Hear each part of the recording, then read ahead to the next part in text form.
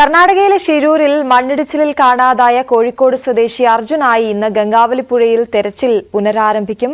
ട്രക്കിന്റെ സ്ഥാനം കൃത്യമായി കണ്ടെത്താൻ ഗംഗാവലിപ്പുഴയിൽ നാവികസേനയുടെ നേതൃത്വത്തിൽ സോണാർ പരിശോധന ആണ് നടക്കുക. അർജുന്റെ കുടുംബാംഗങ്ങൾ ഷിരൂരിൽ എത്തിയിട്ടുണ്ട്.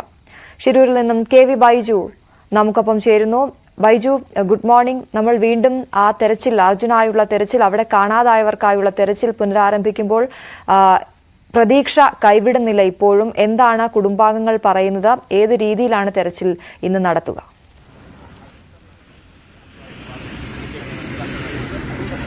തീർച്ചയായും നമ്മൾ വീണ്ടും ആ ദുരന്ത ഭൂമിയിൽ എത്തിയിരിക്കുന്നു. തത്സമയ ദൃശ്യങ്ങളുമായി എന്തായാലും 9 മണിയോടുകൂടി അർജുനായുള്ള തിരച്ചിൽ ആരംഭിക്കും എന്നാണ് നമുക്കിപ്പോൾ ലഭിക്കുന്ന വിവരം. നാവികസേന ആയിരിക്കും തിരച്ചിലിന് നേതൃത്വം നൽകുക. പ്രധാനമായും ഇപ്പോൾ നമുക്ക് ദൃശ്യങ്ങളിൽ കാണാം, ഇപ്പോൾ ആ കാണുന്ന സ്ഥലത്ത് അവിടെയാണ് ലോറി ഉണ്ട് എന്ന് ഈ റഡാർ പരിശോധനയിൽ ഉൾപ്പെടെ കണ്ടെത്തിയിരിക്കുന്നത്. നേരത്തെ വലിയ തോതിൽ നീരൊഴുക്കുണ്ടായിരുന്ന ഒരു പുഴയാണ് ഗംഗാവലിപ്പുഴ. ഇപ്പോൾ നമുക്ക് കാണാം ഈ കുന്നിടിച്ചിലിലെ അവശിഷ്ടങ്ങൾ, ആ മൺകൂനകളൊക്കെ ഈ പുഴയിൽ ഇത്തരത്തിൽ പതിച്ചിരിക്കുന്നത് കാണാം. ആ സ്ഥലത്ത് തന്നെയാണ് ഈ ലക്ഷ്മണന്റെ ചായക്കടയുടെ ഒരു ഭാഗങ്ങൾ, ഒപ്പം വലിയ ഒരു ആൽമരം, അതോടൊപ്പം തന്നെ ഇതിന് ഒരു ടവർ, ആ ടവറും ഇതേ സ്ഥലത്ത് തന്നെ എന്നാണ് ഈ റഡാർ പരിശോധനയിൽ കണ്ടെത്തിയത്. എന്തായാലും നേവി ഇന്ന് പ്രധാനമായും സോണാർ പരിശോധനയിലൂടെ ഈ ലോറി കൃത്യമായി ട്രാക്ക് ചെയ്ത് ഏത് രീതിയിലാണ് ലോറി ഉള്ളതെന്ന് അറിഞ്ഞ് അതിനുശേഷമായിരിക്കും മുങ്ങൽ വിദഗ്ധർ, നേവിയുടെ തന്നെ മുങ്ങൽ വിദഗ്ധർ ഈ പ്രദേശത്ത് കൂടുതൽ തെരച്ചിലേക്ക് കടക്കുക. ഈ ദൃശ്യങ്ങളിൽ തന്നെ വ്യക്തമായി കാണാം, പുഴയിലെ നീരൊഴുക്ക് കുറഞ്ഞിട്ടുണ്ട്. നേരത്തെ 7 നോട്ട്സ് ആയിരുന്നു ഈ ഗംഗാവലി പുഴയുടെ വേഗതയെങ്കിൽ അതിപ്പോൾ 4 നോട്ട്സിലും താഴേക്ക് കുറഞ്ഞ ഒരു സാഹചര്യം ഉണ്ട്. അതുകൊണ്ട് തന്നെ ഈ പരിശോധന വളരെ വേഗത്തിൽ തന്നെ ആകും എന്ന ഒരു പ്രതീക്ഷ തന്നെയാണ് ഉള്ളത്. ഏതായാലും ജിതിൻ, ഈ അർജുന്റെ ബന്ധു ജിതിനും അനുജനും ഒക്കെ ഇവിടെ എത്തിയിട്ടുണ്ട്. ലോറി ഉടമ മനാഫും ഇവിടെ എത്തിയിട്ടുണ്ട്. അവരെല്ലാം തന്നെ ഈ സംഭവ സ്ഥലത്ത് എത്തിയിട്ടുണ്ട്. ഏതായാലും നമ്മളൊപ്പം മനാഫ് ആദ്യം തന്നെ നമ്മളോടൊപ്പം ചേരുകയാണ്. എന്താണ് മനാഫ് നിങ്ങളുടെ ഒരു നിഗമനം? ഇപ്പോൾ ഒരു 9:30 മണിയാകുമ്പോഴത്തേക്കും നേവിക്കാരെത്തും, തെരച്ചിൽ തുടരും. ഇന്ന് മിക്കവാറും ഡൈവ് ചെയ്യും എന്നുള്ളതാണ് പറഞ്ഞത്. അതായത് സോണാർ പരിശോധനയിലൂടെ ഈ ലോറി ട്രാക്ക് ചെയ്യുന്നതാണ് നമുക്കൊരു വിവരം ലഭിച്ചത്, അങ്ങനെയാണോ? അതിന് അല്ല, അത് ഇന്നലെ ചെയ്ത് കഴിഞ്ഞിരിക്കണ്. 2 സ്പോട്ട് ഇവിടെ കണ്ടുപിടിച്ചിരിക്കണ് നേവിക്കാര്. അത് മുന്നേ കണ്ട സ്പോട്ടാണെന്നുള്ളത് അറിയില്ല. അപ്പം ഇന്നെന്തായാലും ഡൈവ് ചെയ്യും. ആകെ ഉള്ളത് എന്താ പറഞ്ഞു കഴിഞ്ഞാൽ ലോക്കൽ ആളുകളാരും, അതായത് ഈശ്വർ മൽപ്പെ അങ്ങനെയുള്ള ടീമിനൊന്നും ഈ വെള്ളത്തിലേക്ക് ഇറക്കൂല എന്നുള്ളതാണ്. ഇതിപ്പോൾ കണ്ടുപിടിച്ചാൽ തന്നെ വേറൊരു ചെറിയൊരു ടെക്നിക്കൽ പ്രശ്നമുള്ളത്, നമ്മളെ കേരളത്തിന്റെ ഭാഗത്തുനിന്ന് ഒരു ഡ്രഡ്ജർ കൊണ്ടുവരാന്നാണ് തൃശ്ശൂരിൽ നിന്നും. ആ ഡ്രഡ്ജർ ഇല്ലാതെ മറ്റു കാര്യങ്ങളൊന്നും ചെയ്യാൻ ഇവിടെ സാധിക്കൂല. എന്തായാലും ഈ ലോറി കണ്ടെത്തുക, അതിനകത്ത് അർജുൻ ഉണ്ടാകും, ആ ഒരു പ്രതീക്ഷ തന്നെയാണോ നമുക്കുള്ളത്? വേറെ എവിടെയും ഒരു ബോഡിയോ മറ്റുള്ള കാര്യങ്ങളോ പുഴയെന്ന് കണ്ടെത്താത്ത സാഹചര്യത്തിൽ എന്തായാലും വണ്ടിന്റെ ഉള്ളിൽ തന്നെ, നമ്മളെ ആദ്യം മുതലേ പറയുന്ന ഒരു കാര്യമാണ്, വണ്ടിന്റെ ഉള്ളിൽ കിടന്ന് ഉറങ്ങായിരുന്നു ആള്. അപ്പോ വണ്ടി ഒഴുകിയതിന്റെ കൂട്ടത്തില് ആളും ഉള്ളിലുണ്ടാവാനാണ് ചാൻസ്. ഈ മനാഫൊക്കെ കുറെ ദിവസമായിട്ട് ഷിരൂരിൽ തന്നെ ക്യാമ്പ് ചെയ്യുന്നുണ്ട്. എന്താണ് ഇപ്പോൾ ഈ ഭരണകൂടത്തിന്, ജില്ലാ ഭരണകൂടത്തിന്റെ ഭാഗത്തു നിന്നുള്ള ഒരു സപ്പോർട്ട് കുറവാണ്. അതാണല്ലോ ഇപ്പൊ ഇത്ര ദിവസം ഈ തെരച്ചിലൊക്കെ നീണ്ടു പോണത്. കുറച്ചും കൂടി എന്താ പറഞ്ഞു കഴിഞ്ഞാല് മുന്നേ ആവാമായിരുന്നു ഇത് ഈ തെരച്ചില്. ഞങ്ങളെ കയ്യിൽ ഹൈക്കോടതി ഓർഡർ ഉള്ളതാണ്. പിന്നെ നേതാക്കന്മാരെല്ലാരും തെരച്ചിൽ തുടരണം തന്നെ പറയണത്. ഇവിടെ ഒഴുക്ക് സാർ ഇപ്പൊ കണ്ടല്ലോ, വെള്ളത്തിന് ഒഴുക്കില്ല. അത് കാറ്റിന്റെ ഒരു ചെറിയ ഇത് മാത്രമേ ഉള്ളൂ, ഒഴുക്ക് എന്ന് പറയാനില്ല. പിന്നെ മൺതിട്ടകൾ കൂടി വെള്ളം അത്രയും കുറഞ്ഞു പോയിക്കണ്. ഇനി എന്താ പറയാ, പ്രൊഫഷണൽ ആയിട്ടുള്ള ഡൈവേഴ്സ് അതേമാതിരി തന്നെ എക്യുപ്മെന്റ്സ് ഉണ്ടെങ്കിൽ ഏറ്റവും ഈസി ആയിട്ട് ഇത് കണ്ടെത്താൻ കഴിയും. ആകെ ചെറിയ ഏരിയ ആണ് മണ്ണിടിച്ചിൽ ഉണ്ടായത്. ഈ ഏരിയയിൽ ഇത് കണ്ടെത്താൻ കഴിയില്ലെന്ന് അത്ഭുതം തന്നെയാണ്. വളരെ ചെറിയ ഏരിയയാണ് പോയത്. നമുക്ക് അതുപോലെ തന്നെ മനാഫ്, ഈ സംസ്ഥാന സർക്കാരിന്റെ ഭാഗത്തു നിന്ന് ഇപ്പോൾ ഈ തെരച്ചിലിന് ഏതൊക്കെ രീതിയിൽ, പ്രധാനമായും ഇവിടുത്തെ ജില്ലാ ഭരണകൂടമൊക്കെ പറഞ്ഞത് ഡ്രഡ്ജർ ഉൾപ്പെടെയുള്ള ഇവിടെ എത്തിക്കണമെന്നാണ്. ഏതൊക്കെ രീതിയിൽ ഇടപെടലായിരിക്കും ഇനി നമുക്ക് വേണ്ടത്? ഇപ്പം കേരള സർക്കാരിന്റെ ഭാഗത്തുനിന്ന് ഒരു മുൻകൈ എടുത്തിട്ട് ചെയ്യേണ്ട കാര്യമാണ് ഈ ഡ്രഡ്ജർ എന്ന് പറഞ്ഞ സാധനം. ഇത് ഇവിടെ കർണാടകന്റെ ഭാഗത്ത് ഇതില്ല എന്നാണ് പറയുന്നത് കളക്ടർ. നമ്മൾ കേരളം ഇത് അനുവദിച്ചു കൊടുക്കുകയാണെന്നുണ്ടെങ്കിൽ അതും കൂടി ഈ തെരച്ചിലിൽ അവർ ഉൾപ്പെടുത്താൻ തയ്യാറാണ്. എത്രയും പെട്ടെന്ന് ആ ഡ്രഡ്ജർ വരികയാണെന്നുണ്ടെങ്കിൽ നമുക്ക് പണികൾ ഒന്നും കൂടി സ്പീഡാവും. ഓക്കെ, അതാണ് മനാഫ് പറയുന്നത്. കാരണം സംസ്ഥാന സർക്കാരിന്റെ ഭാഗത്ത് ഈ തെരച്ചിലിന് വലിയ സഹായം വേണ്ടിവരും. പ്രധാനമായും ഡ്രഡ്ജർ അത് മണ്ണൂത്തി സർവകലാശാലയിലുള്ളതാണ്. അത് ഇവിടെ എത്തിക്കണമെന്ന ഒരു ആവശ്യവും ഇവർ പറയുന്നുണ്ട്. എന്തായാലും ജിതിൻ ഉൾപ്പെടെ നമ്മോടൊപ്പം അല്പസമയത്തിനകം തന്നെ ചേരും.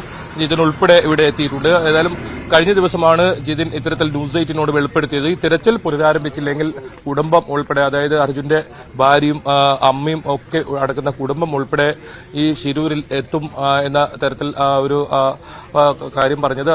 അതുകൊണ്ട് തന്നെ തെരച്ചിൽ വളരെ വേഗത്തിൽ ഇപ്പോൾ തുടരാൻ തന്നെയാണ് ഇപ്പോൾ കർണാടക സർക്കാർ തീരുമാനിച്ചിട്ടുള്ളത്. എന്തായാലും ഇന്ന് 9 മണിയോടുകൂടി ഇത്തരത്തിൽ നാവികസേന അംഗങ്ങൾ ഇവിടെ എത്തും. കാർവാറിൽ നിന്നാണ് അവർ എത്തേണ്ടത്.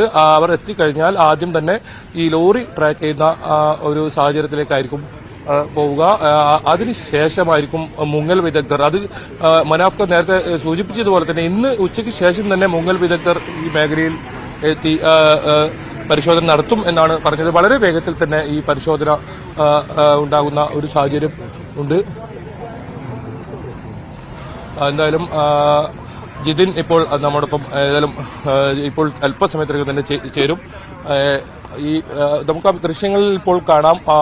നേരത്തെ മണ്ണിടിച്ചിലുണ്ടായ അവശിഷ്ടങ്ങളാണ് ഇപ്പോൾ ഇതൊക്കെ ഈ കാണുന്നത്. നേരത്തെ ഈ പുഴയിൽ നീരൊഴുക്കിൽ ഇത് കാണാത്ത ഒരു സാഹചര്യം ഉണ്ടായിരുന്നു. ഇപ്പോൾ അത്രത്തോളം വെള്ളം ഇവിടെ കുറഞ്ഞ ഒരു സാഹചര്യമാണുള്ളത്. അതുകൊണ്ട് തന്നെ വളരെ പെട്ടെന്ന് തന്നെ ലോറിയിലേക്ക് എത്താൻ സാധിക്കും. അങ്ങനെയാണെങ്കിൽ ലോറിയുടെ ക്യാബിനകത്ത് അർജുനുണ്ടോ? അതാണ് ഏറ്റവും പ്രധാനമായി ഉയരുന്ന ചോദ്യം.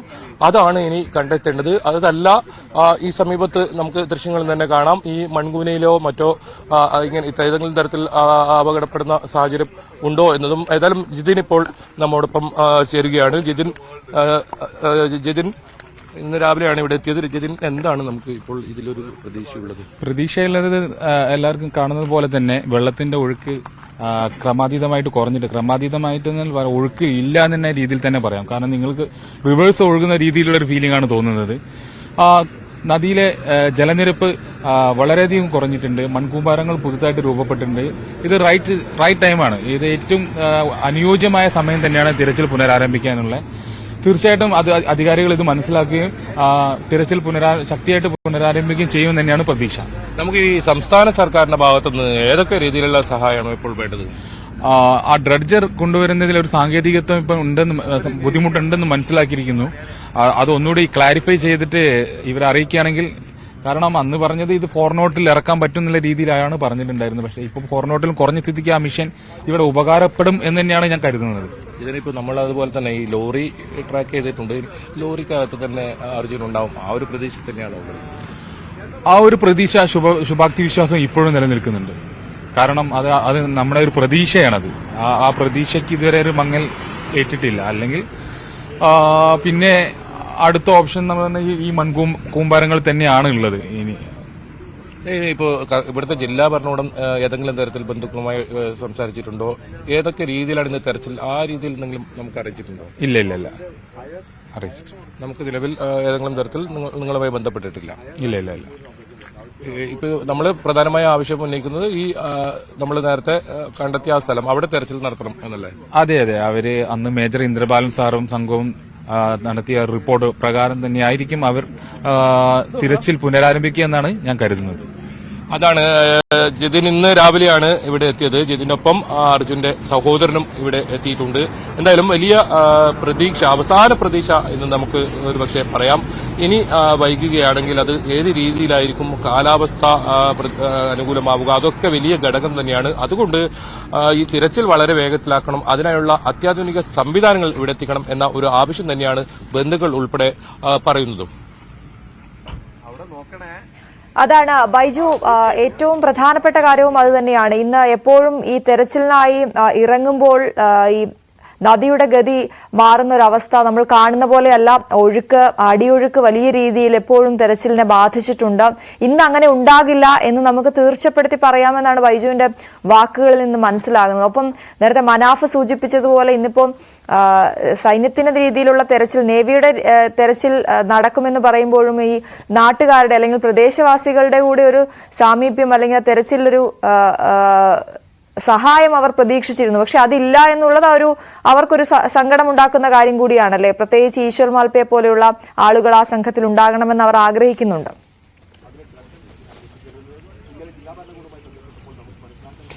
തീർച്ചയായും ഈശ്വർ മൽപ്പയുടെ സേവനം അത് എടുത്തു പറയേണ്ടതാണ്. കഴിഞ്ഞ ദിവസങ്ങളിലെല്ലാം തന്നെ ഈശ്വർ മൽപ്പ ഇവിടെ എത്തിയിരുന്നു. പക്ഷേ ഈ ഒഴുക്ക് കൂടുതലായതുകൊണ്ട് തന്നെ അദ്ദേഹത്തിന് ഈ അനുമതി ലഭിക്കാത്ത ഒരു സാഹചര്യമാണ് ഉണ്ടായത്. ഏതായാലും നിലവിൽ ഇപ്പോൾ നാവികസേനയുടെ മുങ്ങൽ വിദഗ്ധരാണ് ഇവിടെ എത്തുക. അവരാണ് പരിശോധന നടത്തുക എന്നാണ് നമുക്ക് ലഭിക്കുന്ന വിവരം. പക്ഷേ നമുക്ക് ആ ദൃശ്യങ്ങളിലേക്ക് ഒന്നുകൂടി പോകാം.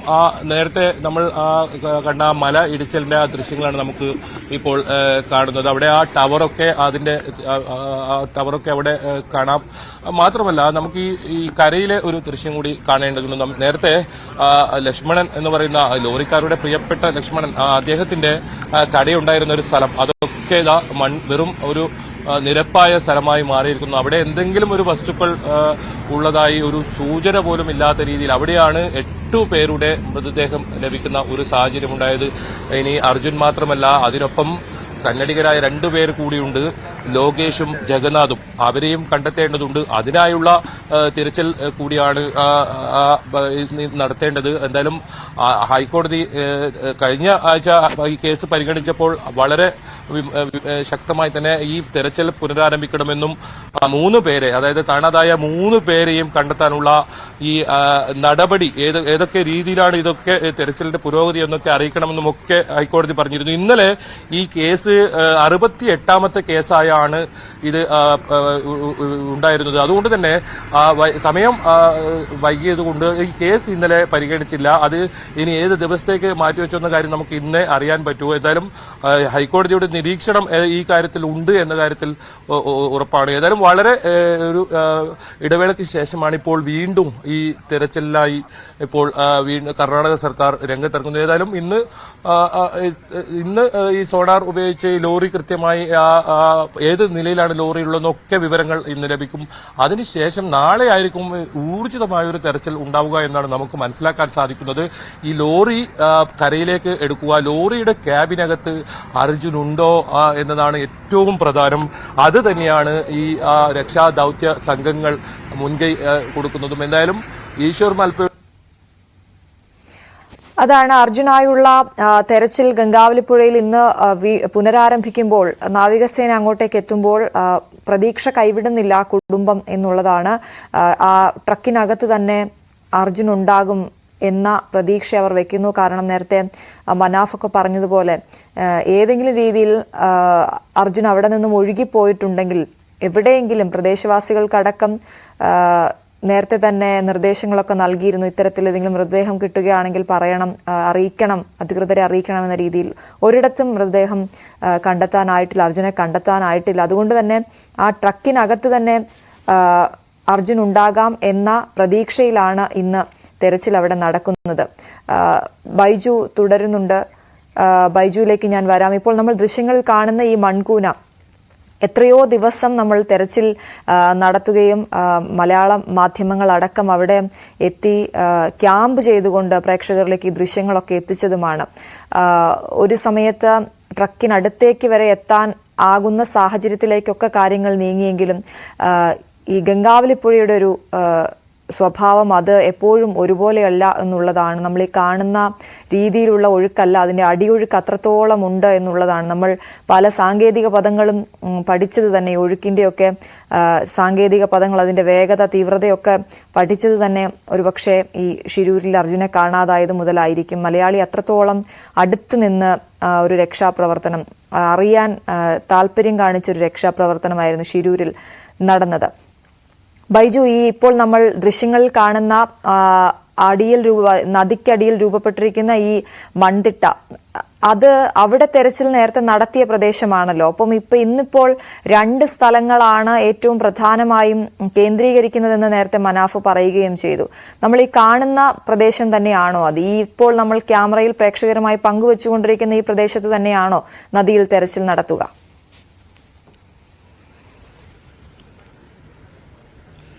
തീർച്ചയായും മേജർ റിട്ടയർഡ് ഇന്ദ്രപാൽ അദ്ദേഹം റഡാർ പരിശോധനയോടെ കണ്ടെത്തിയ ആ സ്ഥലമാണ് ഈ കാണുന്നത്, ദൃശ്യങ്ങളിൽ കാണുന്നത്. അവിടെ മാർക്ക് 4 എന്ന സ്ഥലത്താണ് ലോറിയുടെ സാന്നിധ്യം കണ്ടെത്തിയത്. ആ ഒരു സ്ഥലത്ത് ഇത്തരത്തിൽ പരിശോധന നടത്താൻ തന്നെയാണ് തീരുമാനം. അതിന് സമീപത്തായി വലിയ തോതിലുള്ള ഈ നേരത്തെ ഞാൻ സൂചിപ്പിച്ച ലക്ഷ്മണൻ എന്ന് പറയുന്ന അദ്ദേഹത്തിന്റെ ഈ മണ്ണിടിച്ചിൽ മരണപ്പെട്ട അദ്ദേഹത്തിന്റെ കടയുടെ അവശിഷ്ട ഭാഗങ്ങളൊക്കെ അവിടെയുണ്ട്. അതുകൂടാതെ വലിയ ഒരു ആൽമരം ഉണ്ടായിരുന്നു അവിടെ. ആ മരവും ഇതേ സ്ഥലത്ത് തന്നെ കഴിഞ്ഞ ദിവസം ഈശ്വർ മൽപ്പ തെരച്ചിൽ നടത്തിയ സമയത്ത് അവിടെ കാണാൻ സാധിച്ചിരുന്നു. എന്നാലും ആ സമയത്തൊക്കെ ഈ വെള്ളത്തിന്റെ അടിയൊഴുക്കിനൊപ്പം തന്നെ വിസിബിലിറ്റി വലിയൊരു പ്രശ്നമായിരുന്നു. 0 വിസിബിലിറ്റി ആയിരുന്നു അന്ന് ഉണ്ടായിരുന്നത്. അതുകൊണ്ട് തന്നെ ഏതെങ്കിലും തരത്തിൽ കൃത്യമായ ഒരു സൂചനയിലേക്ക് എത്താൻ അന്ന് സാധിച്ചിരുന്നില്ല. പക്ഷേ ഇപ്പോൾ അതല്ല അവസ്ഥ. വെള്ളത്തിലെ നീരൊഴുക്ക് നേരത്തെ മനാഫൊക്കെ ജിദ്ദിനൊക്കെ സൂചിപ്പിച്ചതുപോലെ തന്നെ നീരൊഴുക്ക് പൂർണ്ണമായും മുകളിൽ നിന്ന് നമുക്ക് കാണുമ്പോൾ ആ രീതിയിലുള്ള ഒരു കാര്യമല്ല. അതുകൊണ്ട് തന്നെ 4 നോട്ട്സിന് താഴെ എന്നാണ് നമുക്ക് മനസ്സിലാക്കാൻ സാധിക്കും. അങ്ങനെയെങ്കിൽ 3.5 വരെ ആയിരിക്കും. ആ ഒരു സാഹചര്യത്തിൽ കൃത്യമായി നാവികസേന ഉദ്യോഗസ്ഥർക്ക്, മുങ്ങൽ വിദഗ്ധർക്ക് ഈ ലോറിയുടെ അടുത്തേക്ക് എത്താൻ സാധിക്കും. അത് വളരെ പെട്ടെന്ന് സാധിക്കും. ഒരു പക്ഷേ ഇന്ന് ഉച്ചയോടുകൂടി തന്നെ നമുക്ക് ആ വിവരം, ആ വാർത്ത പ്രേക്ഷകരിലേക്ക് എത്തിക്കാൻ സാധിക്കും. ഈ ലോറി ഇനി പുറത്തേക്ക് ഏത് രീതിയിൽ എടുക്കണമെന്നൊക്കെയുള്ള കാര്യങ്ങളായിരിക്കും പിന്നീട് ഏതായാലും നടക്കും. ഇന്നലെ കാർവാറിൽ നടന്ന ഉന്നതതല യോഗത്തിലാണ് ഇതിൽ സംബന്ധിച്ച നിർണായക തീരുമാനമുണ്ടായത്. നാവികസേന, ഒപ്പം SP, കലക്ടർ ഉൾപ്പെടെയുള്ളവരാണ് ഇത്തരത്തിൽ യോഗത്തിൽ പങ്കെടുത്തിരുന്നത്. അതിനുശേഷമാണ് ഇന്ന് മുതൽ വീണ്ടും ഈ തെരച്ചിൽ പുനരാരംഭിക്കാനുള്ള തീരുമാനവുമായി ജില്ലാ ഭരണകൂടം രംഗത്ത് വന്നത്. ഏതായാലും വലിയ പ്രതിഷേധം കുടുംബത്തിന്റെ ഭാഗത്തുനിന്നൊക്കെ ഉണ്ടായിരുന്നു. ഈ തെരച്ചിൽ പുനരാരംഭിച്ചില്ലെങ്കിൽ അർജുന്റെ കുടുംബം ഉൾപ്പെടെ ഇവിടെ എത്തും, കലക്ടറെ ഉൾപ്പെടെ കണ്ട് പ്രതിഷേധം അറിയിക്കുമെന്നൊക്കെ രീതിയിലുള്ള വലിയ തരത്തിൽ വൈകാരികമായ ഒരു ഇത് തന്നെ ഉണ്ടായിരുന്നു. അതൊക്കെ കണക്കിലെടുത്താകാം, ഒരു പക്ഷേ കോടതിയുടെയും ഇടപെടൽ ഉള്ളതുകൊണ്ടാകാം വളരെ പെട്ടെന്ന് തന്നെ തിരച്ചിൽ തുടരുന്നതിലേക്ക് കർണാടക സർക്കാർ കടന്നത്. എന്നാൽ 9 മണിയോടുകൂടി തന്നെ നാവികസേന സംഘങ്ങൾ ഇവിടെ എത്തും എന്നാണ് നമുക്ക് ലഭിച്ചിരിക്കുന്ന വിവരം. ഇന്നലെ അവർ ഒരു സംഘം എത്തി ഈ അടിയൊഴുക്കൊക്കെ പരിശോധിച്ചതിന് ശേഷമാണ് അവർ ഇന്ന് ഈ തെരച്ചിൽ ആരംഭിക്കാമെന്ന ഒരു വിവരം ഈ യോഗത്തിൽ അറിയിച്ചതും. എന്നാലും കേരളത്തിൽ നിന്നുള്ള ഒരു പ്രധാനമായും സഹായം ഇവർ അഭ്യർത്ഥിക്കുന്നുണ്ട്. അത് ഈ മണ്ണ് മാന്തി യന്ത്രമാണ്. അത് ഈ തൃശൂർ മണ്ണൂത്തി സർവകലാശാല, കേന്ദ്ര സർവകലാശാലയിലുള്ള കാർഷിക സർവകലാശാലയുടെ കയ്യിലുള്ള യന്ത്രമാണ്. അത് കഴിഞ്ഞ ദിവസം 24 മണിക്കൂറിനകം കർണാടക ആവശ്യപ്പെട്ടാൽ ഇവിടെ എത്തിക്കുമെന്നായിരുന്നു ജനപ്രതിനിധികൾ ഉൾപ്പെടെ കേരളത്തിൽ നിന്നെത്തിയപ്പോൾ പറഞ്ഞത്. ആ യന്ത്രം ആവശ്യം ഉണ്ടാകും എന്നാണ് കലക്ടറും അറിയിച്ചിട്ടുള്ളത്. അതുകൊണ്ട് തന്നെ ആ യന്ത്രം എത്രയും പെട്ടെന്ന് എത്തിക്കേണ്ടതുണ്ട്. എന്നാലും വളരെ പെട്ടെന്ന് തന്നെ ഈ ലോറിയുടെ അടുത്തേക്ക് എത്താൻ സാധിക്കും. ഒപ്പം ലോറിക്കകത്ത് അർജുൻ ഉണ്ടോ എന്ന് നമ്മൾ 1 മാസത്തോളമായി നമ്മൾ ഈ ചോദ്യം ചോദിച്ചുകൊണ്ടിരിക്കുന്നു. നാളേക്ക് 1 മാസം തികയുകയാണ്.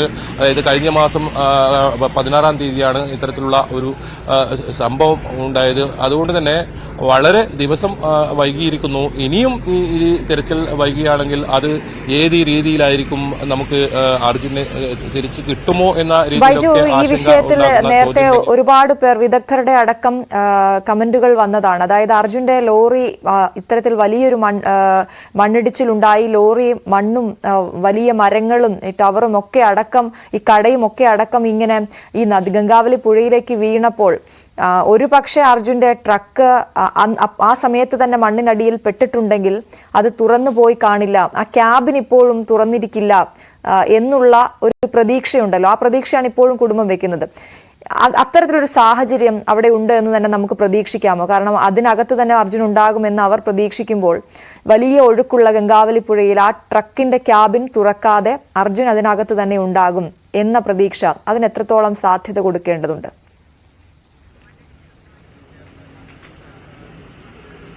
തീർച്ചയായും ജില്ലാ ഭരണകൂടത്തിന്റെ ഭാഗത്തുനിന്നും ഉള്ള ആ ഒരു നിഗമനം അതുതന്നെയാണ്.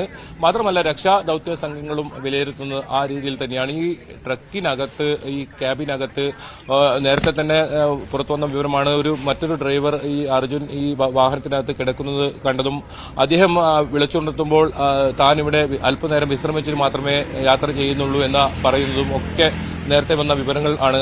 അതുകൊണ്ട് തന്നെ ട്രക്കിനകത്ത് ഈ ഉറങ്ങുന്ന സമയത്തായിരിക്കണം ഈ അപകടം സംഭവിച്ചതെങ്കിൽ ഇത് നമുക്കറിയാം അത്രത്തോളം ആധുനിക സംവിധാനമുള്ള ഒരു വാഹനമാണ് ബെൻസിന്റെ. ഏറ്റവും അത്തരത്തിൽ മാത്രമല്ല വലിയ തോതിൽ മരം ഒക്കെ ഇതിനകത്ത് ഉണ്ടായിരുന്നു. അതിലൊരു 4 or 5 മരങ്ങൾ മറ്റു തടി കഷ്ണങ്ങൾ മാത്രമേ ഇവിടെ നിന്ന് ഒരു 6 കിലോമീറ്റർ മാറി ഈ കിട്ടുന്ന സാഹചര്യം ഉണ്ടായത്. മറ്റ് മരങ്ങളൊക്കെ എവിടെ അതെന്ന ചോദ്യമുണ്ട്. അങ്ങനെയാണെങ്കിൽ ലോറിയുടെ അതേ സ്ഥാനത്ത് തന്നെ ആ മരങ്ങളും ഉണ്ടാകും. അതുകൊണ്ട് തന്നെ ഇത് ലോറി വലിയ ദൂരത്തേക്ക് എത്തിയിട്ടില്ല. ഈ കടയുടെ തൊട്ട് സമീപത്ത് ഇപ്പോൾ നമ്മൾ ദൃശ്യങ്ങൾ കാണുന്ന ആ നീല റിബൺ ഇട്ട മാർക്ക് ചെയ്ത സ്ഥലത്താണ് ലോറിയുടെ സാന്നിധ്യമുള്ളത്. പക്ഷേ വലിയ തോതിൽ ചെളിയിൽ പൂണ്ട നിലയിലാണ് ലോറി ഉള്ളത്. ഇനിയിപ്പോ നമുക്ക് ഈ അടിയൊഴുക്ക് കുറഞ്ഞ ഒരു സാഹചര്യത്തിൽ ഈ സ്റ്റീൽ ഹുക്കിട്ട് ഇതിനെ കരയിലേക്ക് വലിച്ചു കയറ്റുക എന്നതാണ് ഇതിന് ഏറ്റവും പ്രധാനം. അതിനിടയിൽ തന്നെ ഈ മൺകൂനയിൽ ഏതെങ്കിലും തരത്തിൽ ആരെങ്കിലും ഈ നേരത്തെ ഞാൻ സൂചിപ്പിച്ചതുപോലെ 2 പേരെ കൂടി കന്നഡികരായ 2 പേരെ കൂടി കാണാതായിട്ടുണ്ട്. അവരാരെങ്കിലും അകപ്പെട്ടിട്ടുണ്ടോ അവരെയും കണ്ടെത്തേണ്ടതുണ്ട്. അതുകൊണ്ടാണ് ആ മൺകൂന കൂടി അവിടെ നിന്ന് മാറ്റേണ്ട ഒരു സാഹചര്യം ഉണ്ടാകും എന്ന ഒരു ജില്ലാ ഭരണകൂടത്തിന്റെ ഒരു വിലയിരുത്തൽ വരുന്നത്. എന്തായാലും അർജുനെ സംബന്ധിച്ചിടത്തോളം ഇപ്പോഴും ഏറ്റവും വലിയ പ്രതീക്ഷ ഈ ലോറിക്കകത്ത് ഈ ക്യാബിനകത്ത് അർജുൻ ഉറങ്ങുമ്പോഴാണ് ഈ അപകടമുണ്ടായത്. അങ്ങനെയാണെങ്കിൽ ഈ ക്യാബിനകത്ത് തന്നെ കുടുങ്ങിക്കിടക്കുന്ന നിലയിലായിരിക്കും അർജുൻ ഉണ്ടാവുക. ഏതായാലും ഇത്രയും 29 ദിവസമായിരിക്കുന്നു. അത് ഇനി ഏത് രീതിയിൽ നമുക്ക് അർജുനെ കാണാൻ പറ്റും?